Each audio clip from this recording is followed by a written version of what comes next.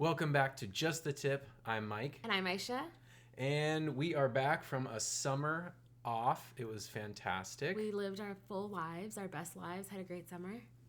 And we're back now because the weather's absolutely horrendous outside. So fall is here and it's taking us hostage. Yeah, it's raining, so we're recording podcasts again. Hey, y'all. So since we last talked, I got a new job. No longer doing nursing right now. I'm now doing financial analysis for the hospital system.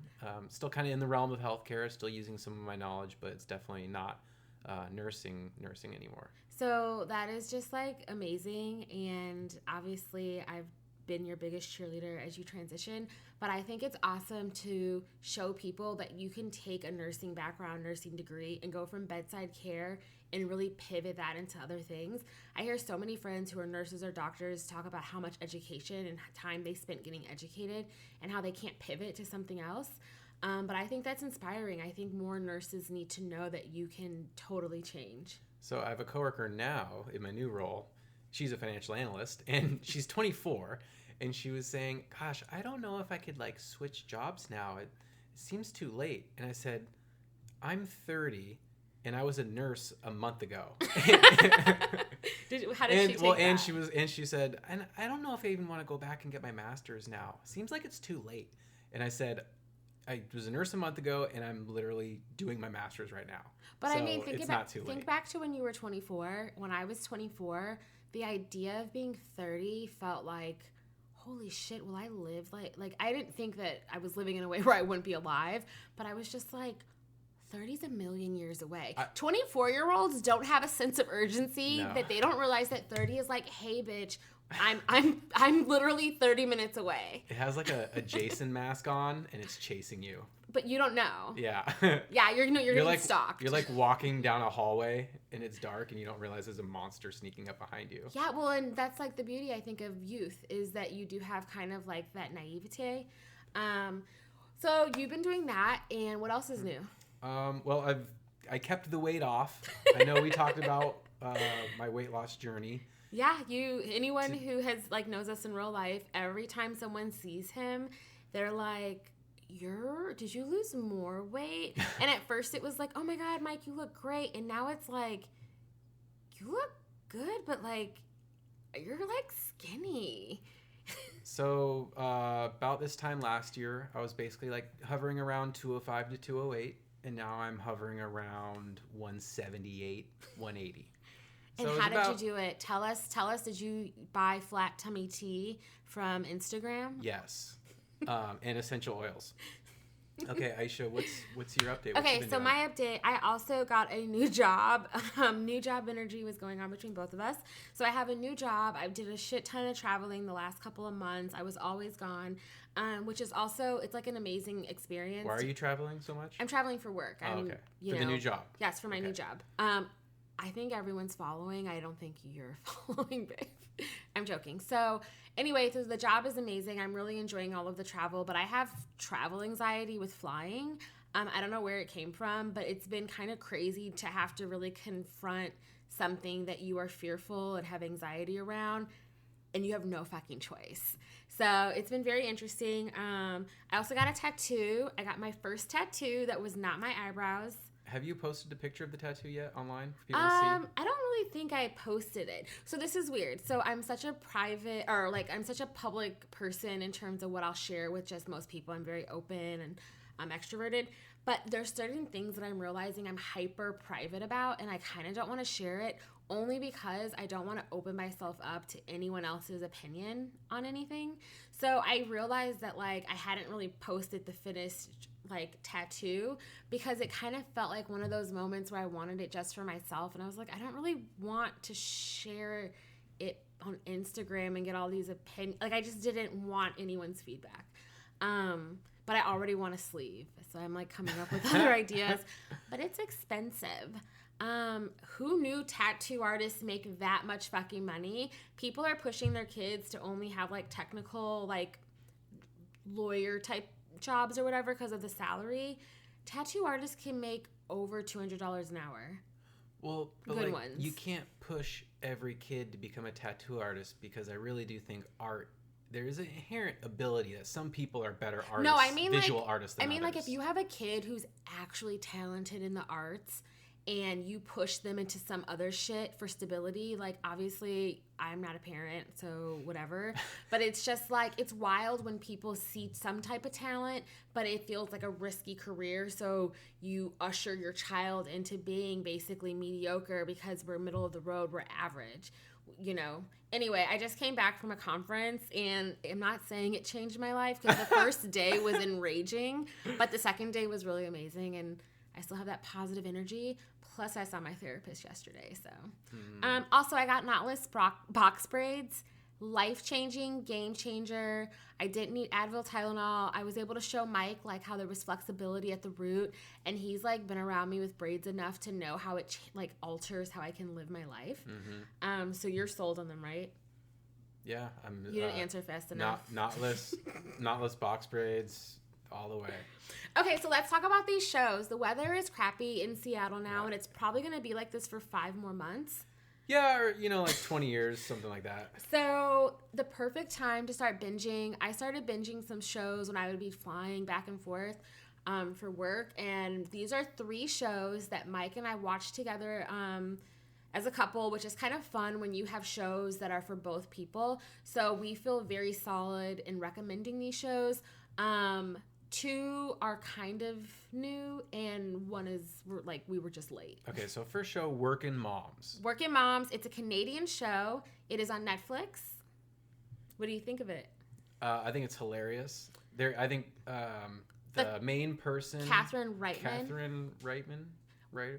Don't stare at her lips because honestly, once you notice her lips, it's like you won't be able to watch the same. Don't stare at her lips. But then after a while, her lips don't become an issue. And what we mean is when you see it, you'll get it. You'll see. Let's not tell them. You're right. Yeah. When you see it, you'll get it. But it was fantastic show. She wasn't born with like a disorder, so this isn't bullying. Yeah. Let's be clear. I'm pretty sure it was elective cosmetic surgery went wrong. Elective enhancements. But honestly, once you get past that, she's really fucking smart, and she's so funny. She writes the show and stars in it. Yeah. And it's hilarious. She's also in a few episodes of Blackish. I've also seen her in Blackish as working with the dad at the agency, which was kind of funny. So she's doing a few things. Oh, okay. And it is a show that there's like that TV test where if two women characters are interacting and it doesn't have anything to do with a male character in the show, then it passes like some test where... You just heard that from something else we watched. Yeah. Where did we watch? What I'm trying to illustrate is that That's just like the weirdest thing for you to just take something that I know you just heard for the I've first time. I've heard of it before I heard of it on the TV. You heard of that for the first time yesterday. No, it's a real thing. I heard of it when Game of Thrones came out. You're literally quoting it on our podcast. I heard of it because of Game of Thrones when that came out. Because it would have Cersei and what's her face? Oh my god, the meme of like Cersei, like the actress, I forgot her name, Lena Headey getting paid $1 million per episode to stare out of a window and drink wine. And then to just die in her brother's arms. So Working Moms, it's like a bunch of new parents who like may or may not actually want to be parents. And the hilarity ensues. So the show is actually has 3 seasons available on Netflix. Since it's a Canadian show, Netflix released it earlier this year. So this show has been around since 2017. So if you're in Canada, I mean, being very like ambitious, thinking we have people in Canada listening at this point. But if you're in Canada, this is old news. But for us, it's new. It feels really fun to watch. We don't have kids, but it's like you can relate to all the characters and the emotions they're going through to some extent. Yeah, and the next show that Aisha got me onto, and then I watched the whole thing way then he faster. Surpassed me. Succession How often do you on HBO. binge something with someone and they ditch you? Yeah, I ditched you so hard. Yeah, so Succession on HBO. I pretty much watched all of Succession. I love the theme music. On the bus to and from work. Yeah, and you have motion sickness. It like helped cure my motion sickness. Honestly, and we're... Hashtag not an ad. Succession helped cure his motion sickness. I think that may be the title of the episode. Yeah. I mean, also clickbait. It's just it's a show about possibly the Rupert Murdoch family and about some, like a patriarch who's aging and and all the turmoil in the family of who wants to take CEO of the big giant media conglomerate. It's a bunch of rich white people, but like ultra rich white people with like all these weird family dynamics at this big media company. It's like nepotism, privilege, really good acting, really good writing. No diversity. Well, but think about this. No diversity, but also I think having worked in media, it accurately reflects the level of diversity. Would there be any? So it's one of those things where, and I mean, I just came off a media job that I was like, sometimes I'm not saying I have like PTSD because like I know people with that, but like I have flashbacks. I've had bad dreams like after I binged 3 or 4 episodes, and I was like, I woke up one day and I said, none of these fucking characters are likable. Yeah, I love Shiv. Hilariously bad. I really like Shiv, and then I just finished season 1. Mike's already done with season 2, and I was like, she's actually not fucking likable. None. And then like they're all spoiled, privileged brats. It's just kind of wild, and I don't know. Even cousin Greg, and no spoilers, but like even him. They're all terrible people. What do you mean by a Greg Sprinkle? Mike's been doing Tom's voice a lot. Shiv, honey, darling. Okay, I'm not going to encourage any more of this. Okay, so moving on to the last show that we have been binging. It is brand new on Netflix. It is the best show, I think, right now. And that is Rhythm and Flow. The hosts right now are Chance the Rapper, Cardi B, and T.I., though T.I. is probably the most annoying piece of the show because please don't call him Tip. Yeah, he's so annoying because he's like actually been a fuckboy and actually been trashed, like, and he's responsible for Iggy Azalea. So it's just like, wait, I don't know what you're talking about. Responsible for Iggy like Azalea? He brought this like Australian chick and like this white chick and introduced her to like kind of vetted her in quotes and like co-signed her and released her, and she's been like very problematic and just like she's like Australian but raps with a southern black accent. It's just okay. It's not, I talked about her too much. Like it's already too much. We've gone too far.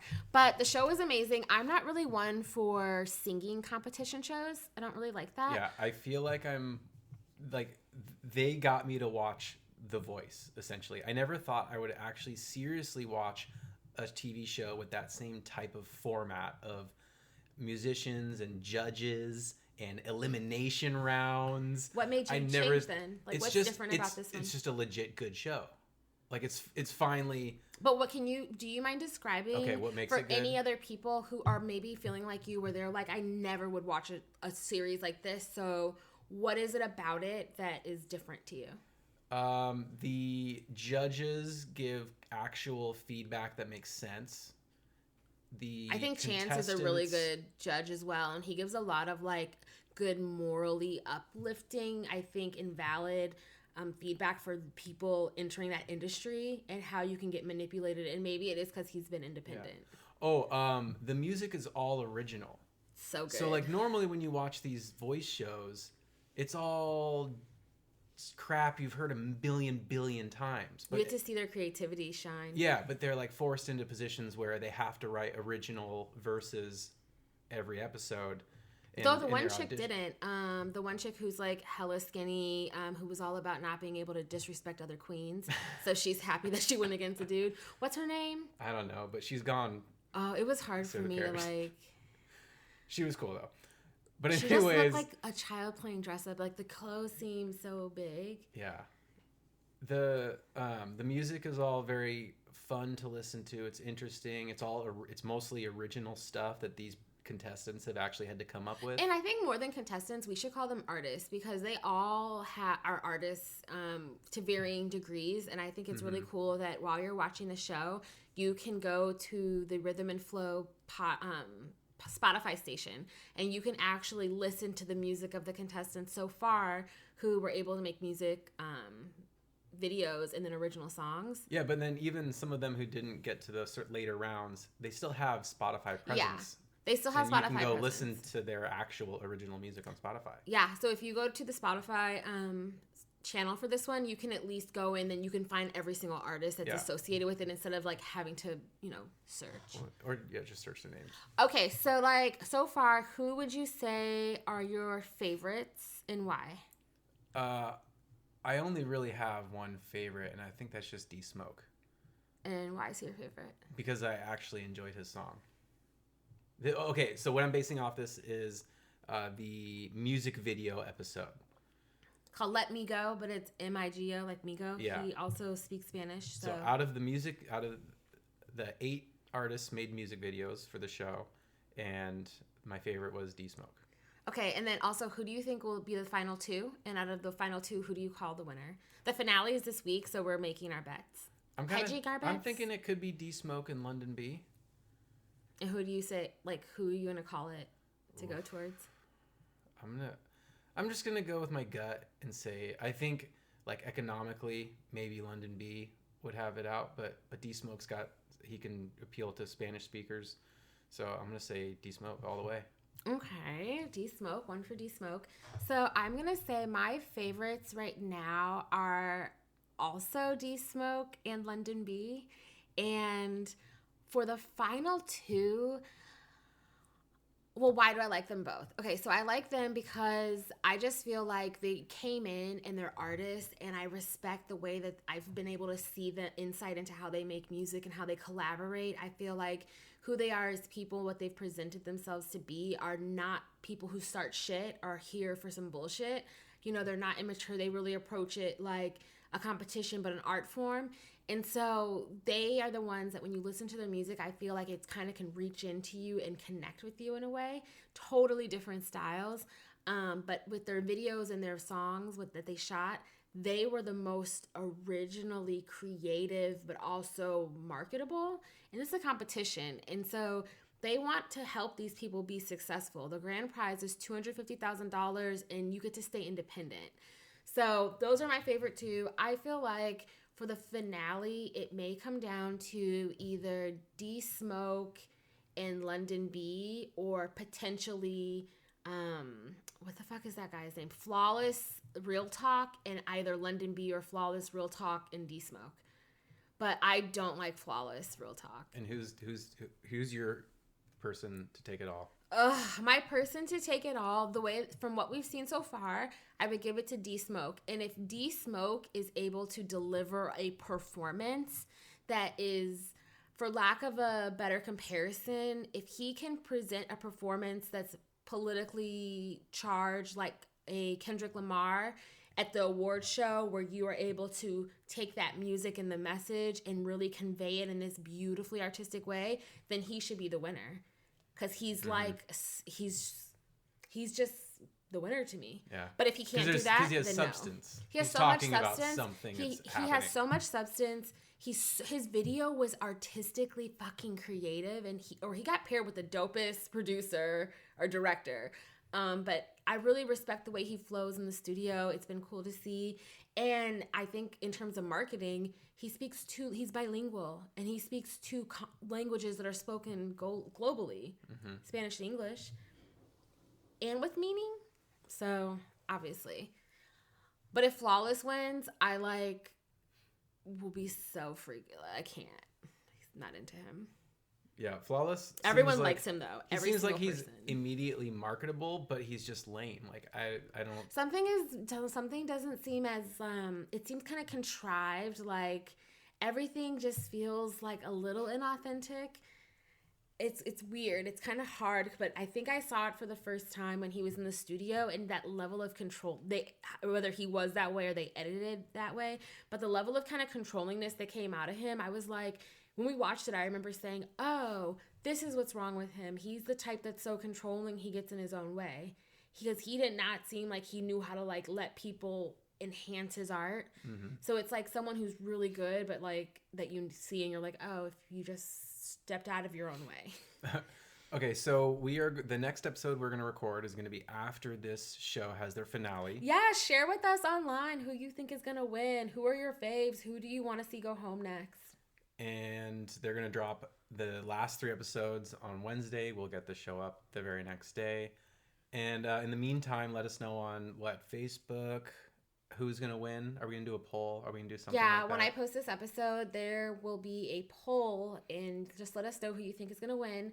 But I started feeling like I got this alert on Facebook that said, "Congratulations, you've been on Facebook for 14 years." And I was like, "Holy shit, I joined Facebook when you had to be in a college that was like affiliated with it." Yeah. When I went to University of Missouri.